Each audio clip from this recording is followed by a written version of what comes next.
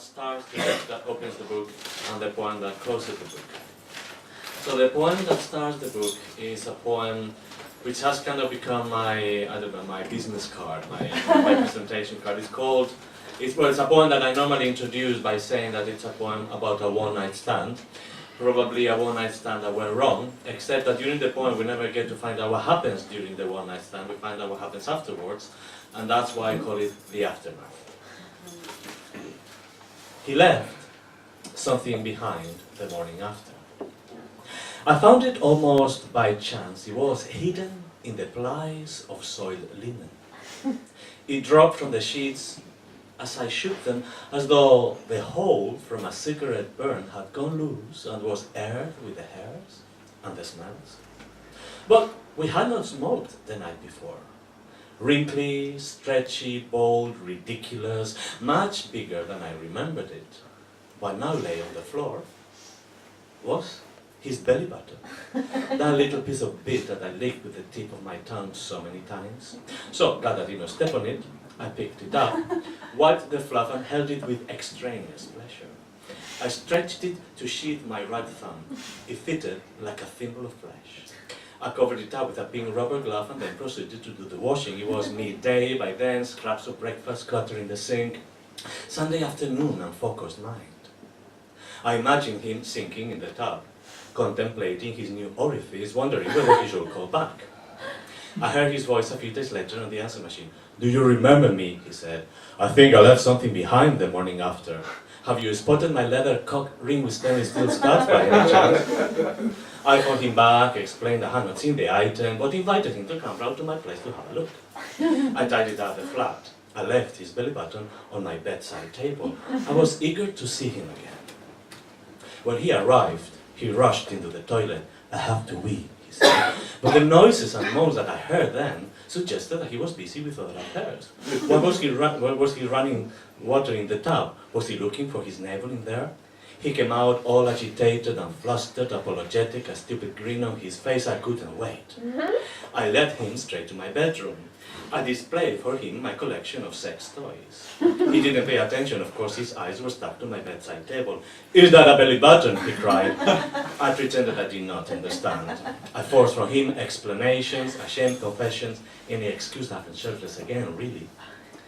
Embarrassed, like a teenager ashamed of her period, he showed me the blood-soaked tampon he had inserted in his belly hole and argued the stretchy bit belonging there. Are you sure, Cinderella? I thought. Let's give it a trial. Does it fit? It drove him almost to tears. The navel, stretched beyond recognition and moist, rejected his skin. It belonged to me now. So he left, like he left the first time, his navel behind, avoiding my eyes with a gloomy goodbye. I didn't know whether I'd see him again, but I was left with his belly button, which fits my thumb like a thimble of flesh. That's mine. The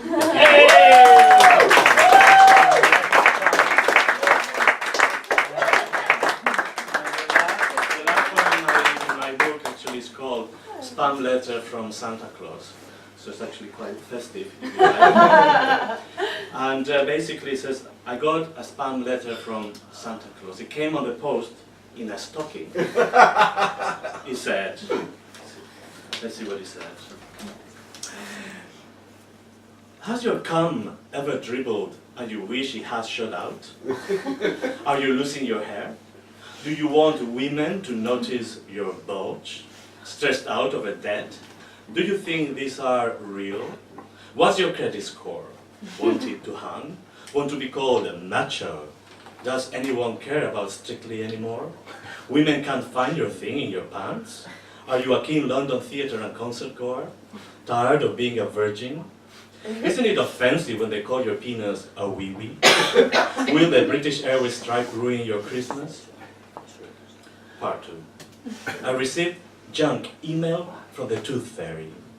It was under my pillow one morning. It said, I'm looking for a sugar daddy. Find me on Fuckbook. Tell us what you smoke. Wake up your sex life. Protect your family. Let's meet up today. Show your girlfriend who wears the pants. Don't let them laugh at you anymore.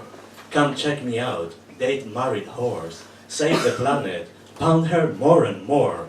There's no need to enumerate all the advantages of the bigger penis. No pumps, no surgery, no exercises. Ejaculate like a porn star Jesus. Like a porn star Jesus. Ejaculate like a porn star Jesus. Part 3. I got a gaydar message from the 3 wise men, from Melchior, from Gaspar, and from Balthasar. They're all into threesomes and foursomes, one-on-one sex, group sex, and other activities. All 3 have cut cocks, facial hair, look young for their age, take drugs only socially, look for no-strings fun, and always practice safe sex.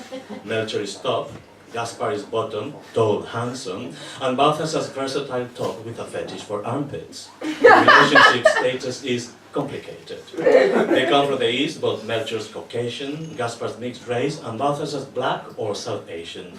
They travel, but they can't accommodate. Part 4. I got unsolicited texts from the genie in Aladdin's lamp. In each of the texts, he granted a wish. More orgasms, a replica Rolex, an online degree, a natural boob job, a Dell laptop for you, free, Christmas special, cheap Viagra, uncensored pics of Nicole Kidman nude, and a handsome young stud filling his face whole with cock. Thanks a lot for your time.